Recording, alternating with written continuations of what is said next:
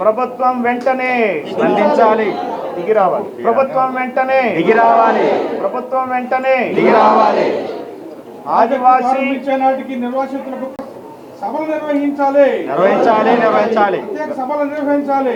ఆ రోజు జల్ జంగిల్ జమీన్ అంటే అడవి భూమి నీళ్లు మాది అని చెప్పి మా ఊర్లో మా రాజ్యం అని చెప్పేసి కొమరం భీం బిర్సా ముండా ఆదివాసీ నాయకులు పోరాడితే ఈరోజు అనేక రకాలైన చట్టాలు వచ్చాయి.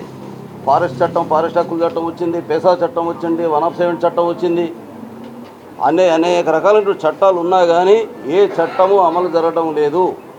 కాబట్టి ఇక్కడ మా ఆదివాసులు ఏం భావిస్తున్నారంటే ఆదివాసులకు స్వతంత్రం రాలేదు. మా ప్రత్యేక రాష్ట్రం యొక్క డిమాండ్తో ఈ ఉద్యమం మళ్ళీ మొదటి దేశవ్యాప్తంగా ముందుకు వస్తుంది. ఆ ప్రత్యేక రాష్ట్రం సాధించుకున్న రోజునే మా ప్రాంతాన్ని మేము పరిపాలించుకోవాలి. మా ఊర్లో మా రాజ్యం ఉన్నప్పుడే మాకు న్యాయం జరిగే అవకాశం ఉంది, మా చట్టాలు అమలు జరగడానికి అవకాశం ఉంటుంది. తర్వాత ఈరోజు పోలవరం డ్యామ్ కట్టారు, 4 లక్షల ఆదివాసులు ముంచారు, ఆకలితో ఉంచుతున్నారు, ఆకలితో బాధపడుతున్నారు. ఆ ఆకలితో ఉన్న జనమే ఈరోజు వచ్చినటువంటి ప్రజలు. అందుకబట్టి మేము డిమాండ్ చేస్తున్నాం, ఇక్కడ ఇప్పుడు దాకా ఇచ్చినటువంటి భూములన్నీ కూడా వ్యవసాయానికి పనికిరాని భూములు ఇచ్చారు, వ్యవసాయానికి అనుకూలమైన భూములు కావు. చాలామందికి పరిహారం కూడా ఇవ్వలేదు, సరైన సర్వే కూడా జరగలేదు. అందుకబట్టి సమగ్రమైనటువంటి సర్వే జరగాలి. ఇప్పుడు దాకా జరిగినటువంటి పరిహారం మొత్తం మీద సమీక్ష జరగాలి. నెక్స్ట్ ప్రాజెక్టు పరిధిలో ఉన్నటువంటి ప్రాజెక్ట్ కింద నీళ్లు పారే భూములు ఆదివాసులకు ఇవ్వాలి.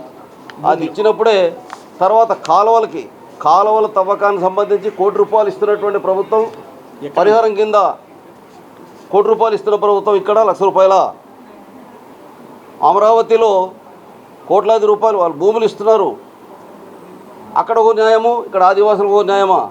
అందుకబట్టి అమరావతి భూములు ఏ విధంగా అయితే అక్కడ రైతులకి ఇచ్చి ఆ రైతులు సహకరించారో, కాళ్ళు మొక్కి పరిహారం చెల్లిస్తున్నారో, ఇక్కడ కాళ్ళ మొక్క అవసరం లేదు, చట్ట ప్రకారం చెల్లించవలసినటువంటి పరిహారం ఖచ్చితంగా చెల్లించాలి.